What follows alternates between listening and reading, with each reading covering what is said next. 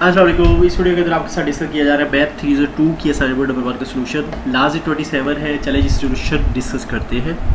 आप इंस्ट्रक्शन अपनी स्क्रीन के ऊपर देख रहे हैं और माशाल्लाह आपकी इंग्लिश मुझसे बहुत बेहतर है। और क्योंकि मेरा तरीका कार नहीं है कि मैं इंस्ट्रक्शन आपके लिए रीड करूँ, आप इंस्ट्रक्शन खुद ही पढ़िएगा। अच्छी होती है, काम की होती है, फ़ायदा देती है, तो इंस्ट्रक्शन ज़रूर पढ़नी चाहिए। चलिए आगे चलते हैं।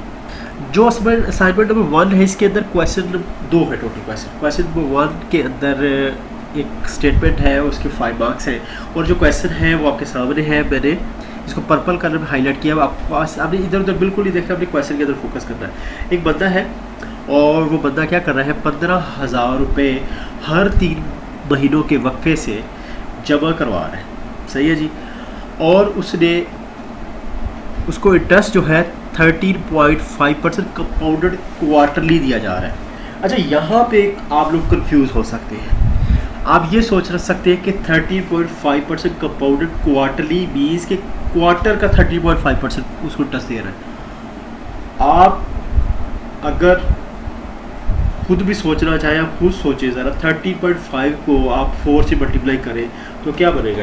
ये बचेगा 54% साल का इंटरेस्ट। दुनिया में कोई ऐसा जगह नहीं जहाँ पे आप अमाउंट डिपॉजिट करें और आपको 54% रिटर्न दे रहा हूँ। सही है। तो वैसे तो स्टेटमेंट खुद ही कह रही है कि कंपाउंडेड क्वार्टरली का मतलब ये है कि 13.5% एनुअल है और कंपाउंडेड क्वार्टरली इसको डिवाइड कर दो 4 के साथ। सही है जी। कन्फ्यूजन है तो वही आपको तरीका बता दिया, 4 से मल्टीप्लाई करके देख लें, 54% साल का रिटर्न होता ही नहीं है। अच्छा जी, अभी आपने करना क्या है, मेरे साथ मिल के आपने कैलकुलेशन समझिए। देखिए जी, कॉन्स्टेंट कैश फ्लो 15,000 रुपये, मैंने 15,000 लिख दिया। नंबर ऑफ ईयर्स 7 साल का है, उसने 7 लिख दिया। T=7 लिख दिया।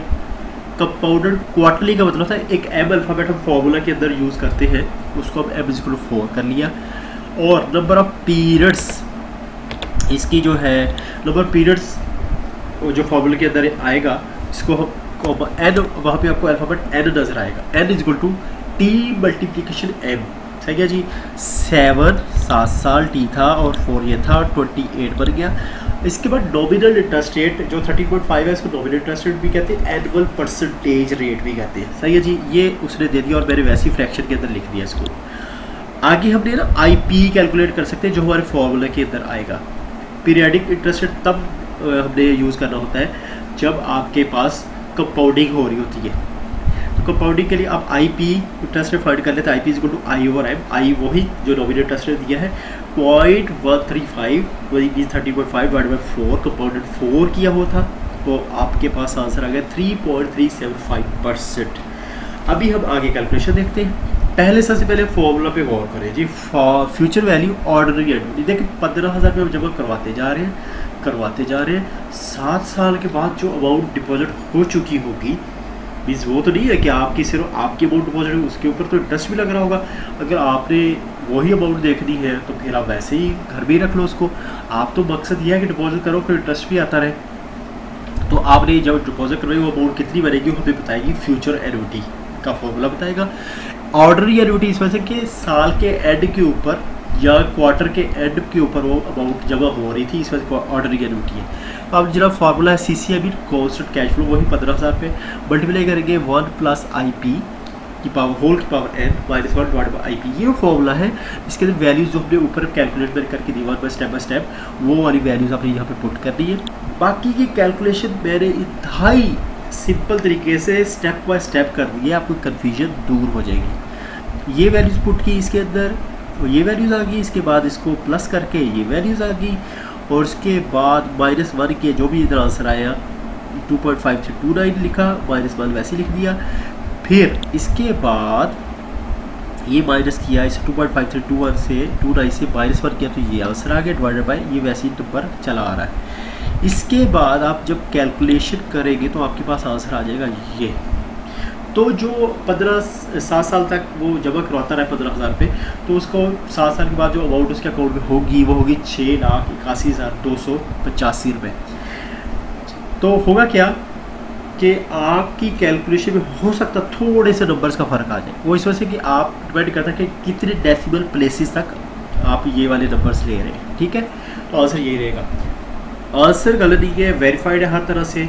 आपको अगर कन्फ्यूजन हो या आपको फील हो तो आप कमेंट सेक्शन में लिखिएगा कि आंसर गलत है सही है, वहाँ पे मुझे बता दीजिएगा। अगर आपको नहीं समझ आए तो मेरा वाला आंसर लिख दीजिएगा, बेफिक्र हो जाए आंसर यही ठीक है। आगे चलते हैं जी, क्वेश्चन नंबर 2 करते हैं। क्वेश्चन नंबर 2 जो है वो क्वेश्चन क्या है, कह रहा है कि दो मोबाइल कंपनी है वो डिफरेंट इंटरनेट के पैकेजेस सेल करती है। उनके पैकेजेस के नाम इस तरह के हैं कि जी 256 KB का पैकेज, 512 KB का पैकेज, 1 MB का पैकेज, 4 MB का पैकेज।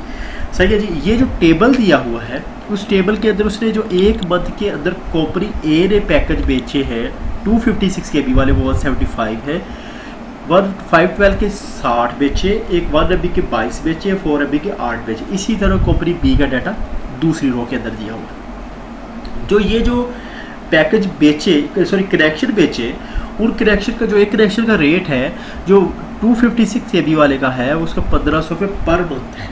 सही है।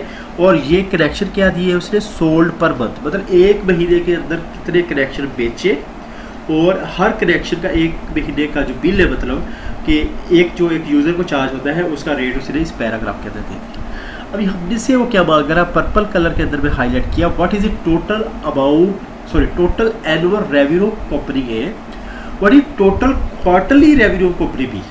सही हो गया। अभी क्या हो रहा है कि हमारे पास जो उसने डाटा दिया है वो दिया है पर मंथ का, एक महीने का। एक महीने वाले के ऊपर हमने मैट्रिक्स उसने अच्छा लिखा क्या, कह रहा है use matrices to list the above information. आपने वैसे यूनिट मेकिंग जो एक होता है तरीकाकार क्वेश्चन को सॉल्व करने का, वो वाला यूज़ नहीं करना आपने। वो कह रहा है कि आप यूज़ करें मैट्रिक्स की बेस के ऊपर आप कैलकुलेट करके दें। अभी इसका तरीकाकार ये होता है, आप इसको थोड़ा सा स्क्रॉल डाउन करें, मैं आपको दिखाता हूँ कि हमने ना 3 जो है मैट्रिक्स है ना वो बनाने हैं पहले। एक मैट्रिक्स तो ये होगा एस बी एम एस, मैंने नाम रखिए S matrix, S B M matrix number of connection sold per month, वो जो टेबल के अंदर दिए थे। ठीक है। कंपनी ए और बी के अंदर ये होगा, दोनों के लिए होगा एक मैट्रिक्स। सही है जी। फिर पी मैट्रिक्स बनाएंगे, ये पी मीन्स प्राइस समझ ले, ठीक है। और एस मीन्स ऑफ सोल्ड समझ ले, सेल समझ ले, कितने कनेक्शन बेचे, P price. Connection per month, एक कनेक्शन के जो पर मंथ रेट है उसका मैट्रिक्स पी के अंदर रेट शो करेंगे हम दोनों कंपनी के लिए। और एक ऐसा मैट्रिक्स होगा जिसके अंदर हम दोनों की कैलकुलेशन एस और पी से कैलकुलेशन करके आर मैट्रिक्स के अंदर वैल्यूज लेके आएंगे जो पर एक महीने के अंदर दोनों ने रेवेन्यू है ना, दोनों ने कितना रेवेन्यू बनाया, जितना रेवेन्यू कमाया। सही है। अभी चलते हैं हम इसको सॉल्व कर। देखिए मैट्रिक्स बनाना टेक्निक है, बाकी कैलकुलेशन कोई इशू नहीं है। जैसे एस मैट्रिक्स जो है वो जैसे टेबल के अंदर दिया था हमने उसको रख लिया। इसकी जी 2 रोज है, 4 कॉलम है, और इसके जो कॉलम है पी का वो हमने उसको कॉलम के उसके रेट को कॉलम के अंदर डाल दिया। उसकी वजह ये है कि जब भी मल्टीप्लिकेशन चाहिए करनी होती है तो आपने पहला जो मैट्रिक्स होता है जैसे एस मैट्रिक्स है उसके number of columns must be equal to second column जो होता है number of rows of that second column.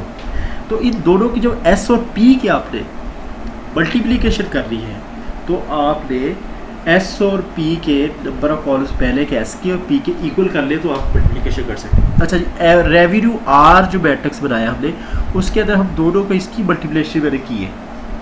Multiplication आपको दोनों की करना आती है। जैसे ये 175 उठाया, उसको मल्टीप्लाई किया 1500 से, फिर 60 उठाया, फिर इसको 1900 से मल्टीप्लाई किया, 22 उठाया, 2800 मल्टीप्लाई किया, 8 उठाया, 3800 मल्टीप्लाई किया और सारे पहले रो के अंदर लिख दिए। इसी तरह सेकंड रो जो एस कॉलम की है इसको मल्टीप्लाई किया और उसको इसी तरह इसके सेकंड रो के अंदर लिख दिया। दरमियान में आपको प्लस के साइन नज़र आ रहे होंगे, ठीक है जी, प्लस हो जाती है फिर एंट्रीज। इनकी सारी एंट्रीज जो ए कॉलम के रो के अंदर आपको नज़र आ रही है, आपने इसके अंदर ये जो इनको आपस में मल्टीप्लाई करके इधर सारे नंबर्स जो बने उनको प्लस के अंदर लिख दिया और रो बी भी बना ली ऐसे ही, और आपने इसको टोटल कर दिया इसके अंदर। जो रेवेन्यू कॉलम है इसकी जो पहली एंट्री है वो कंपनी ए का एक मंथ का रेवेन्यू जो 4,68,500 बना और 9,86,400 इस कॉलम का जो एलिमेंट है वो कंपनी बी का पर मंथ का रेवेन्यू है। वो हम कैसे पता चला आपको, क्योंकि जो एस कॉलम था, एस कॉलम की पहली एंट्री कंपनी ए की थी, दूसरी एंट्री कंपनी बी की थी। सही है जी। तो रेवेन्यू कॉलम से हमने निकाल लिए ये वाले नंबर। हमें कहा गया कि कंपनी ए का साल का रेवेन्यू बताओ। कंपनी ए का जो हमने पर मंथ रेवेन्यू था 4,68,500 ने उसके एलिमेंट से ले लिया रेवेन्यू मैट्रिक्स आर से, वहाँ से हम एनुअल के लिए हमने 12 से मल्टीप्लाई किया, हमारे पास रेवेन्यू आ गया 56,22,000। इसी तरह कंपनी बी का रेवेन्यू उसने हमने जो मैट्रिक्स से फाइंड किया पर मंथ वो था 9,86,400। उसने कहा क्वार्टरली रेवेन्यू बताओ कंपनी बी का, उसने एनुअल नहीं मांगा कंपनी बी का, तो उससे 4 से मल्टीप्लाई करेंगे तो ये वाला रेवेन्यू आ जाएगा कंपनी बी का। अच्छा ये आंसर यहाँ पे सोल्यूशन कंप्लीट हो गया, आंसर सारे वेरीफाइड है। कहीं पे भी आपको कोई मिस्टेक कोई कन्फ्यूजन नज़र आती है, मिस्टेक रह जाती है, तो आपने इस प्रोसीजर से पीछे नहीं हटना, प्रोसीजर यही अडॉप्ट करना है। बाकी सारी नंबर्स की गेम है, कैलकुलेटर घुमा लो जिस। चले इंशाल्लाह किसी और वीडियो के अंदर मुलाकात हो, तब तक के लिए अल्लाह हाफ़िज़, अस्सलाम वालेकुम।